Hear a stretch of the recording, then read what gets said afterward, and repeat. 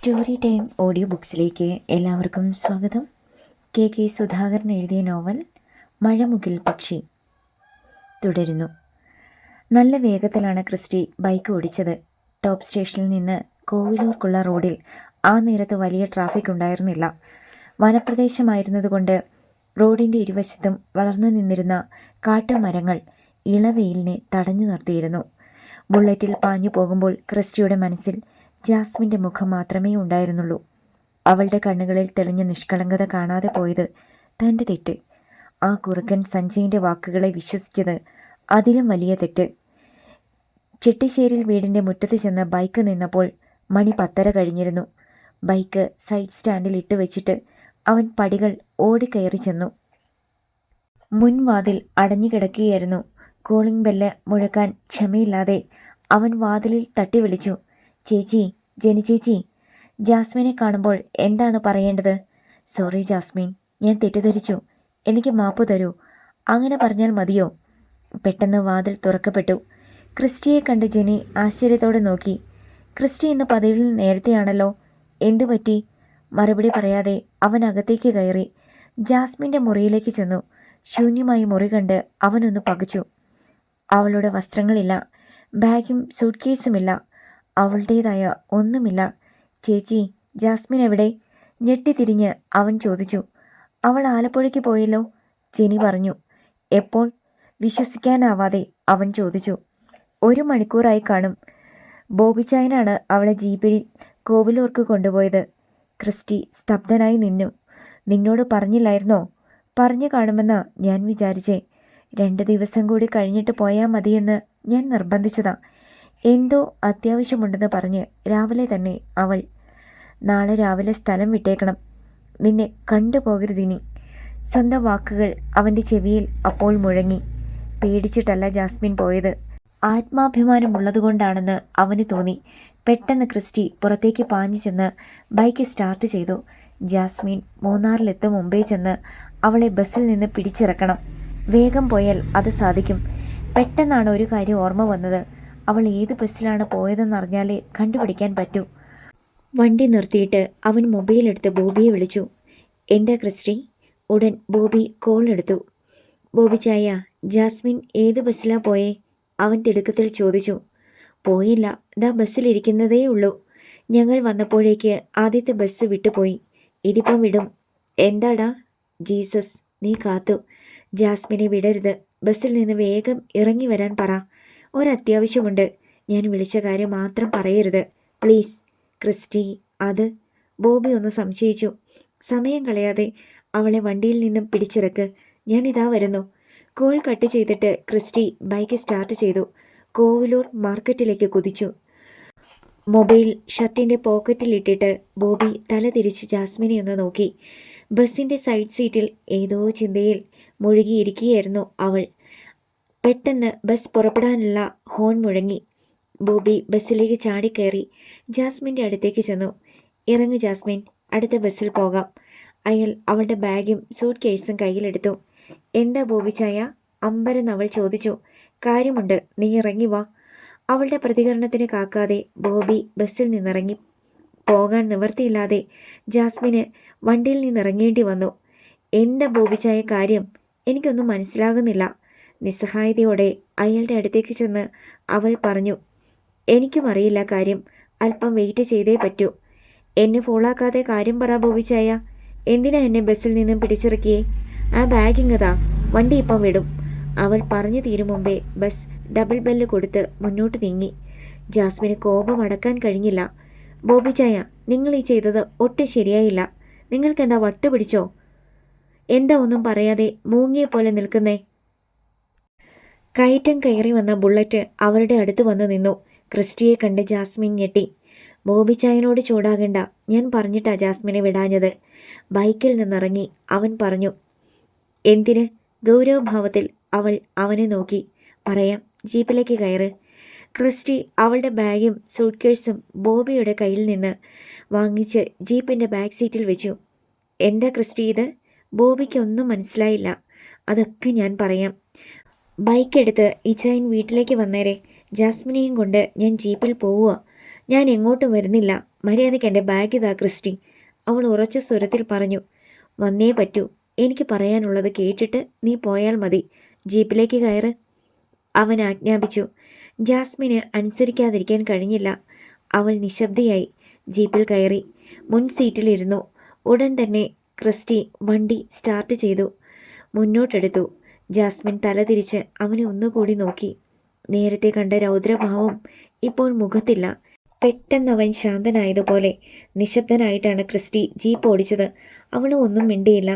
എതിരെ കയറി വന്ന വാഹനങ്ങളെ മറികടന്ന് ജീപ്പ് താഴേക്ക് ഓടിക്കൊണ്ടിരുന്നു.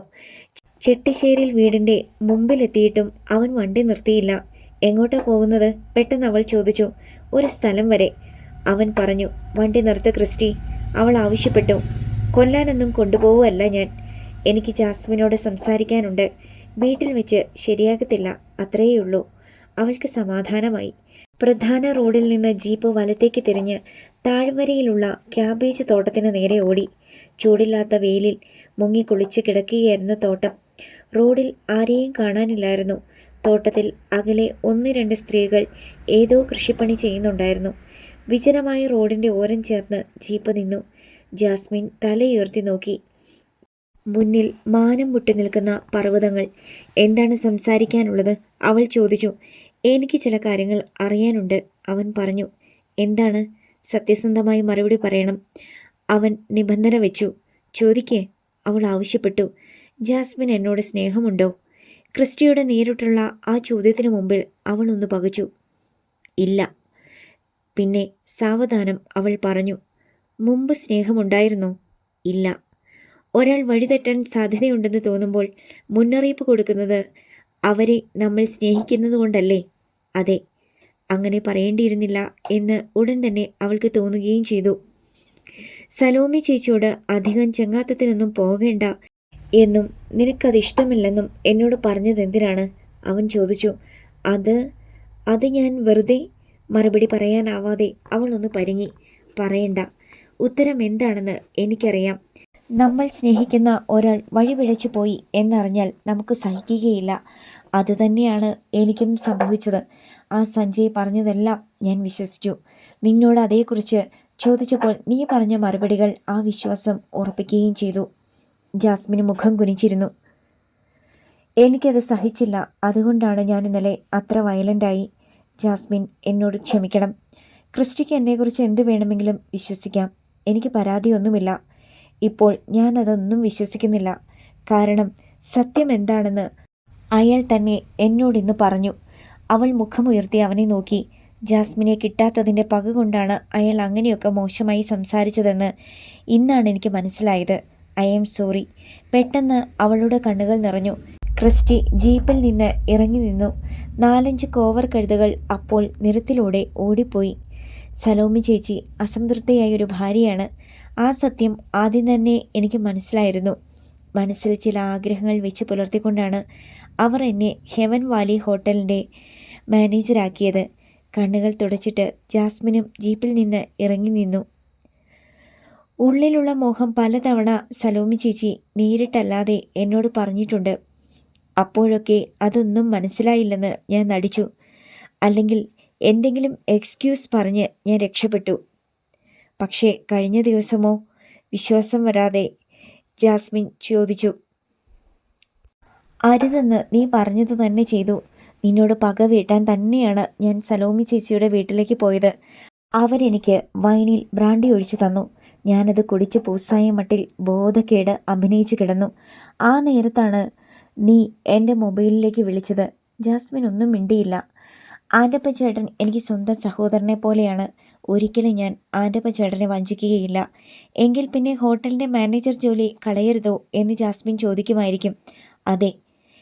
എന്തിന് നൂൽപ്പാലത്തിലൂടെ ഇങ്ങനെ നടക്കുന്നു? അവൾ ചോദിച്ചു. തൽക്കാലം പിടിച്ചു നിൽക്കാൻ ഒരു വരുമാനമില്ലാതെ പറ്റില്ല. ജയിൽ ജീവിതത്തിനിടയിൽ കുറച്ച് കാശ് സമ്പാദിച്ചിരുന്നു. അതിൻ്റെ മുക്കാലും ബേബി ചായൻ വരുത്തി വെച്ച കടം വീട്ടാൻ ഉപയോഗിക്കേണ്ടി വന്നു. ബാക്കിയുണ്ടായിരുന്നത് കൃഷി ഇറക്കാൻ ചെലവായി. അടുത്ത വിളവെടുപ്പ് വരെ തള്ളി നീക്കാൻ ഈ ജോലിയില്ലാതെ പറ്റില്ല. പക്ഷേ എനിക്ക് പേടിയാണ്. അവളുടെ മുഖത്ത് തെളിഞ്ഞ ഭയം കണ്ട് അവൻ പുഞ്ചിരിച്ചു. ക്രിസ്റ്റിയെ ജാസ്മിനെ വിശ്വസിക്കാം. അവൻ മെല്ലെ അവളുടെ കൈയെടുത്ത് പിടിച്ചു. അവളുടെ നനഞ്ഞ കണ്ണുകൾ അവനെ നോക്കി പുഞ്ചിരിച്ചു. ഇനി പറ, ഇന്ന് ആലപ്പുഴയ്ക്ക് പോണോ? അവൻ ചോദിച്ചു. വേണ്ട, അവൾ പറഞ്ഞു. എങ്കിൽ നമുക്ക് തിരിച്ചു പോകാം. രണ്ടുപേരും ജീപ്പിൽ കയറി. വീട്ടിൽ ചെല്ലുമ്പോൾ ജെനി ചേച്ചിയുടെയും ബോബി ചായൻ്റെയും ചോദ്യം ചെയ്യലുണ്ടാവും. ജാസ്മിൻ മുന്നറിയിപ്പ് നൽകി. അവരോട് പറയാൻ നമുക്ക് എന്തെങ്കിലും കള്ളക്കഥ ഉണ്ടാക്കാം. വണ്ടി മുന്നോട്ടെടുത്തുകൊണ്ട് ക്രിസ്റ്റി പറഞ്ഞു. അവൻ ഇപ്പോഴും ഹെവൻ വാലിയിലുണ്ടോ? അവൾ ചോദിച്ചു. ആര്? സഞ്ജയ്. ഉണ്ട്. ഇനി അവനെ എനിക്കൊന്ന് ശരിക്ക് കാണണം, ക്രിസ്റ്റി പറഞ്ഞു. കൊല്ലല്ലേ? ഇല്ല. ജീപ്പ് താഴ്വരയിൽ നിന്ന് മുകളിലേക്ക് കയറി. ലാപ്ടോപ്പിൽ ഒരു ഇംഗ്ലീഷ് സിനിമ കണ്ടുകൊണ്ടിരിക്കുകയായിരുന്നു സഞ്ജയ്. അപ്പോഴാണ് റൂമിലെ ടെലിഫോൺ ബെല്ലടിച്ചത്. റിസപ്ഷനിൽ നിന്നാണ് ആ ഫോണിൽ വിളിക്കാറുള്ളത്. സഞ്ജയ് എഴുന്നേറ്റ് ചെന്ന് റിസീവർ എടുത്തു.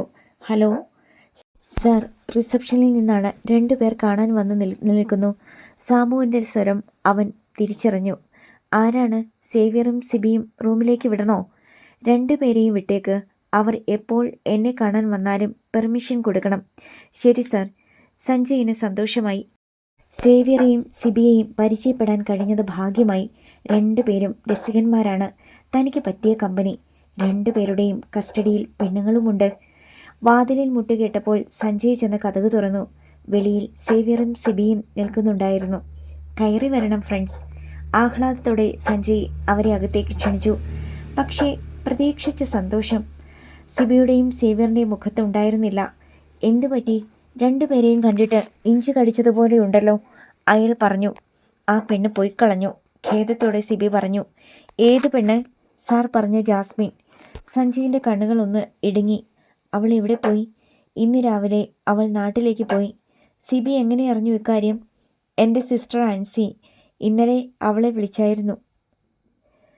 അവൾ ഏത് വീട്ടിലാണ് താമസിക്കുന്നതെന്നറിയാൻ. അപ്പോഴാ അവൾ പറഞ്ഞത് ഇന്ന് രാവിലെ അവൾ നാട്ടിലേക്ക് പോവുകയാണെന്ന്. സഞ്ജയ് നിരാശയോടെ ഇടത് കൈവെള്ളിയിൽ വലത് കൈ ചുരുട്ടിയിടിച്ചു. സർ, വിഷമിക്കേണ്ട. അവൾ പോയെങ്കിൽ പോട്ടെ. എപ്പം വേണമെന്ന് പറഞ്ഞാൽ മതി. സിന്ധുവിനെ കൊണ്ടുവരാം, സിബി സമാധാനിപ്പിച്ചു. ഉള്ളതാണോ ചേട്ടായി? വിശ്വാസം വരാതെ സഞ്ജയ് സേവ്യറിനോട് ചോദിച്ചു. ഉള്ളതാണ്. ഇന്ന് പറഞ്ഞാൽ അവൾ നാളെ വരും. പറയട്ടെ? അവളുടെ ഫോട്ടോ ഉണ്ടോ? കണ്ടിട്ട് ഇഷ്ടപ്പെട്ടെങ്കിൽ പറഞ്ഞാൽ മതി. സേവ്യർ മൊബൈൽ എടുത്തു. ഗാലറി തുറന്ന് ഒരു ഫോട്ടോ കാണിച്ചു. ചുരിദാർ ധരിച്ച 30കാരിയായിരുന്നു അവൾ. കുറച്ച് പ്രായം കൂടുതലാണെന്ന് തോന്നുന്നല്ലോ. അത്ര താല്പര്യം കാണിക്കാതെ സഞ്ജയ് പറഞ്ഞു. പക്ഷേ നേരിട്ട് കണ്ടാൽ അത്രയും തോന്നിക്കത്തില്ലെന്നീ. എങ്കിൽ നാളെ വരാൻ പറ, കണ്ടു നോക്കട്ടെ. സഞ്ജയ് സമ്മതം അറിയിച്ചു. എറണാകുളത്തു നിന്നാ അവൾ വരുന്നേ. ഉച്ച കഴിയും. പിറ്റേന്ന് വിട്ടാലും മതി, സേവ്യർ പറഞ്ഞു. അത് വേണ്ട, സന്ധ്യയ്ക്ക് മുമ്പ് വിടും. രാത്രിയിൽ സ്റ്റേ ചെയ്യാൻ ഹോട്ടലുകാർ സമ്മതിക്കത്തില്ല. അവർക്ക് സംശയം തോന്നും. രാത്രിയിൽ ഡ്യൂട്ടി ആ ക്രിസ്റ്റിയ. അവനെ സാർ കയ്യിലെടുത്താൽ കാര്യം നടക്കും, സേവ്യർ പറഞ്ഞു. അത്ര പെട്ടെന്ന് കയ്യിലെടുക്കാൻ പറ്റിയ പാർട്ടിയല്ല ക്രിസ്റ്റി. ഞാനൊന്ന് ശ്രമിച്ചു നോക്കിയതാ. പക്ഷേ അവൻ നിന്നില്ല ചേട്ടായി. എങ്കിൽ പകൽ മതി. അവൾ നേരത്തെ വരാൻ പറയാം. അല്പനേരം കൂടി സംസാരിച്ചിരുന്നിട്ടാണ് സേവ്യറും സിബിയും പോയത്. വീഡിയോ ക്യാമറയുടെ ബാറ്ററി എടുത്ത് സഞ്ജയെ ചാർജ് ചെയ്യാനിട്ടു. നാളെ ഷൂട്ടിംഗ് ഉണ്ട്. അന്ന് രാത്രിയിൽ അപ്രതീക്ഷിതമായി റിസപ്ഷനിൽ നിന്ന് അയാളെ ക്രിസ്റ്റി വിളിച്ചു. ഞാൻ റൂമിലോട്ട് വരട്ടെ സാർ, ഒരു വിവരം പറയാനുണ്ട്. ക്രിസ്റ്റി വരൂ, ഞാൻ ഒറ്റയ്ക്കിരുന്ന് ബോറടിക്കുകയാണ്. ഇവിടം മടുത്തു കഴിഞ്ഞു. വിചാരിച്ച കാര്യമൊട്ട് നടന്നുമില്ല. മറ്റന്നാൾ രാവിലെ ഞാൻ ചെക്കൗട്ട് ചെയ്യും, സഞ്ജയ് പറഞ്ഞു. ഞാനിതാ വരുന്നു സാർ.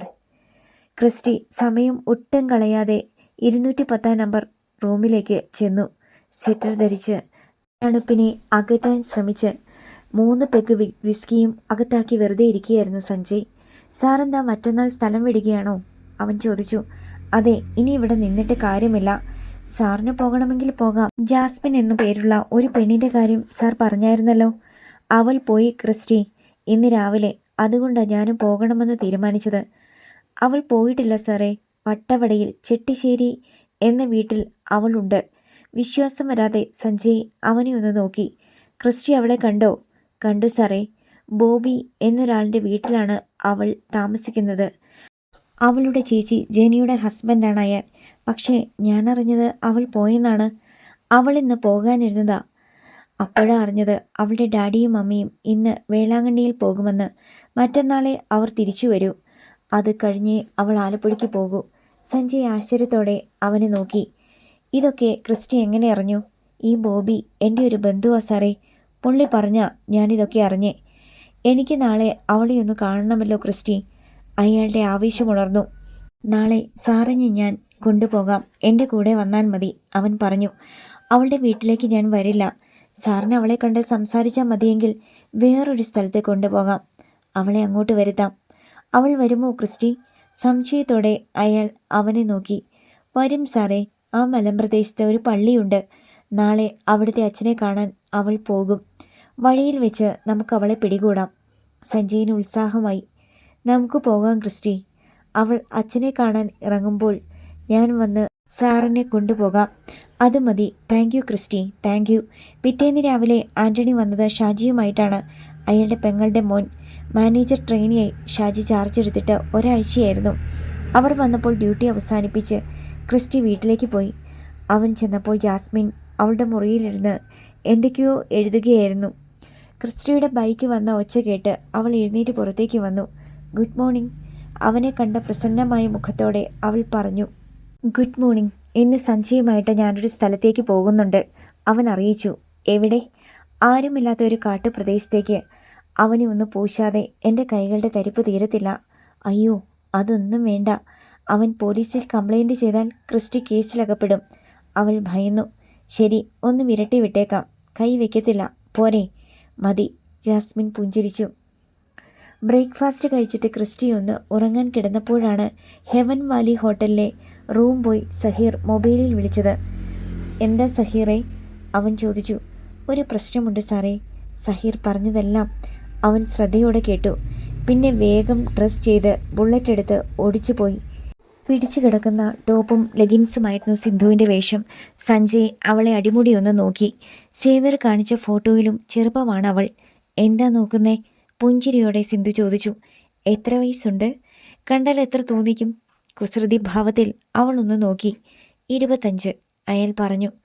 എന്നാൽ 27 അയാൾ ഒന്ന് ചിരിച്ചു. നന്നായി. എനിക്ക് 25 വയസ്സുണ്ട്. എന്നേക്കാൾ ഇത്തിരി പ്രായം കൂടിയ പെണ്ണുങ്ങൾ എനിക്കൊരു ഹരമാ. സഞ്ജയ് ചെന്ന് റൂമിൻ്റെ വാതിൽ ബോൾട്ടിട്ട് പൂട്ടി. സിന്ധുവിനെ റൂമിൽ കൊണ്ടുവന്ന് വിട്ടിട്ട് സേവ്യറും സിബിയും റെസ്റ്റോറൻറ്റിലേക്ക് പോയിരിക്കുകയാണ്. 2 മണിക്കൂർ നേരം അവർ അവിടെയിരുന്ന് തിന്നുകയും കുടിക്കുകയും ചെയ്യും. സഞ്ജയ് റൂമിൽ മൊത്തത്തിലൊന്ന് നോക്കി. 2 ഭാഗത്തായി 2 ക്യാമറകളാണ് രഹസ്യമായി സ്ഥാപിച്ചിരിക്കുന്നത്. 2 മണിക്കൂർ തുടർച്ചയായി പ്രവർത്തിക്കാനുള്ള മെമ്മറിയുള്ള ക്യാമറകളാണ്. സിന്ധു സ്മോൾ അടിക്കുമോ? അയാൾ ചോദിച്ചു. തന്നാൽ കുടിക്കും. മിടുക്കി. 2 ഗ്ലാസുകളിൽ വോഡ്കയും സ്പ്രൈറ്റും അയാൾ ഒഴിച്ചു. ഡ്രിങ്ക് തയ്യാറാക്കി. 1 അവൾക്ക് കൊടുത്തു. ഷൂട്ടിംഗ് കസറും എന്ന് അയാൾക്ക് ഉറപ്പായി. പിന്നീട് സമയം പോയത് 2 പേരും അറിഞ്ഞില്ല. പക്ഷേ 2 മണിക്കൂർ ആകും മുമ്പേ വാതിലിൽ ആരോ മുട്ടി. ഈർഷ്യയോടെ സഞ്ജയ് ചെന്ന് വാതിൽ തുറന്നു. പുറത്ത് ദേവികുളം SI ജയപാലനും 2 സിവിൽ പോലീസ് ഓഫീസർമാരും യൂണിഫോമിൽ നിൽക്കുന്നുണ്ടായിരുന്നു. പോലീസിനെ കണ്ട് സഞ്ജയ് ഞെട്ടി. അയാൾ പെട്ടെന്ന് തലതിരിച്ച് പിന്നിലേക്ക് നോക്കി. സിന്ധുവിനെ കണ്ടില്ല. അവൾ അപ്പോഴേക്ക് ബാത്റൂമിൽ കയറി ഒളിച്ചു കഴിഞ്ഞിരുന്നു. എന്താ സർ? പരിഭ്രമം മറച്ചു പിടിച്ച് സഞ്ജയ് ഭവ്യത നടിച്ച് ചോദിച്ചു. ധൃതിയിൽ മുണ്ടുവാരി ചുറ്റിയെടുത്ത് നിന്നിരുന്ന അയാളെ SI ജയപാലൻ അടിമുടിയൊന്ന് നോക്കി. എന്താണ് ഇയാളുടെ പേര്? മുറിയിലേക്ക് കയറി ചെന്നുകൊണ്ട് ഇൻസ്പെക്ടർ ചോദിച്ചു. സഞ്ജയ്. എത്ര ദിവസമായി ഇവിടെ താമസിക്കാൻ തുടങ്ങിയിട്ട്? 1 ആഴ്ച കഴിഞ്ഞു. തനിച്ചാണോ അതോ? തനിച്ചാണോ സർ? അപ്പോൾ കൂടെ ആരുമില്ല? ഇല്ല സർ. മുറിയുടെ വെളിയിൽ അപ്പോഴേക്ക് 4-5 പേർ കാഴ്ചക്കാരായി വന്നു കഴിഞ്ഞിരുന്നു. യൂസഫേ, ഇൻസ്പെക്ടർ വിളിച്ചു. പെട്ടെന്ന് ഒരു പോലീസുകാരൻ മുറിയിലേക്ക് കയറി ചെന്നു. സർ, ഈ സാർ പറയുന്നത് പുള്ളി ഒറ്റയ്ക്ക് ഇവിടെ താമസിക്കുന്നതെന്നാ. വേറെ ആരും ഇല്ലെന്നും പറയുന്നു. നമുക്കതങ്ങ് വിശ്വസിച്ചേക്കാം അല്ലയോ? സർ, എന്നാൽ കഷ്ടപ്പെട്ട് ഇവിടെ വരെ വന്ന സ്ഥിതിക്ക് നമുക്കൊന്ന് സെർച്ച് ചെയ്തിട്ട് പോകുന്നതല്ലേ അതിൻ്റെ ഒരു ത്രിൽ. പോലീസുകാരൻ ചെന്ന ബാത്റൂമിൻ്റെ അടഞ്ഞ വാതിലിലൊന്ന് മുട്ടി. സഞ്ജയിൻ്റെ കാലുകളെ ഒരു വിറയൽ ബാധിച്ചു. അയാളുടെ തൊണ്ട വരണ്ടു. ഹൃദയമിടിപ്പിൻ്റെ വേഗം കുതിച്ചുയർന്നു. പോലീസുകാരൻ വീണ്ടും മുട്ടിയപ്പോഴേക്ക് വാതിൽ തുറക്കപ്പെട്ടു. മാറിനുമീതെ ഉടുത്ത ടർക്കി ടൗലുമായി ബാത്റൂമിൽ സിന്ധു സംഭ്രമത്തോടെ നിൽക്കുന്നുണ്ടായിരുന്നു. പോലീസുകാരൻ പെട്ടെന്ന് വാതിലടച്ചു. ആരാടോ അത്? ഇൻസ്പെക്ടറുടെ സ്വരം പരുഷമായി. എൻ്റെ ഗസ്റ്റാണ് സർ. പറഞ്ഞു തീരും മുമ്പേ സഞ്ജയിൻ്റെ കവിളത്ത് പടക്കം പൊട്ടുന്ന ശബ്ദത്തിൽ അടി വീണു. നിന്റെ ഗസ്റ്റോ? അവളിങ്ങോട്ട് ഇറങ്ങി വരട്ടെ, അവളെ കൊണ്ട് തന്നെ ഞാൻ പറയിപ്പിക്കും ആരാണെന്ന്. അയാളുടെ കഴുത്തിൽ കുത്തിപ്പിടിച്ച് ഇൻസ്പെക്ടർ ഊക്കോടെ വെളിയിലേക്ക് തള്ളി. വാതിൽ വഴി അയാൾ പുറത്തെ ഇടനാഴിയിലേക്ക് ചെന്ന് വീണു. വാതിലടച്ചേക്ക് യൂസഫേ, അവൾ റെസ്റ്റ് ചെയ്യട്ടെ. പോലീസുകാരൻ മുറിയിൽ നിന്നിറങ്ങിയിട്ട് വാതിലടച്ചു. പുറത്ത് കാണികളുടെ എണ്ണം കൂടിയിരുന്നു. അവർക്കിടയിൽ ഹോട്ടലിലെ ഗസ്റ്റുകളും സ്റ്റാഫും ഉണ്ടായിരുന്നു. സത്യം പറ, ആരാടാ അവൾ? അവരുടെ മുന്നിൽ വെച്ച് ഇൻസ്പെക്ടർ ചോദ്യം ചെയ്യൽ തുടർന്നു. എനിക്കറിയത്തില്ല സാറേ, സഞ്ജയ് പറഞ്ഞു.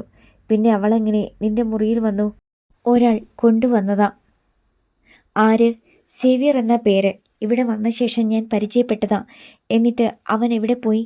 പോയിട്ടില്ല, റെസ്റ്റോറൻറ്റിലുണ്ട്. സതീഷേ, ചെന്ന സേവിയറെ വിളിച്ചോണ്ട് വാ, ഇൻസ്പെക്ടർ ആവശ്യപ്പെട്ടു. കൂടെ വന്ന പോലീസുകാരൻ ഉടൻ പോയി. നേരത്തെ തണുപ്പുണ്ടായിരുന്നെങ്കിലും ഉടുമുണ്ടുമായി ചുളിഞ്ഞ മുഖത്തോടെ നിന്ന സഞ്ജയ് വിയർത്തു. കാഴ്ചക്കാർക്ക് അയാൾ ഒരു കൗതുക വസ്തുവായിരുന്നു.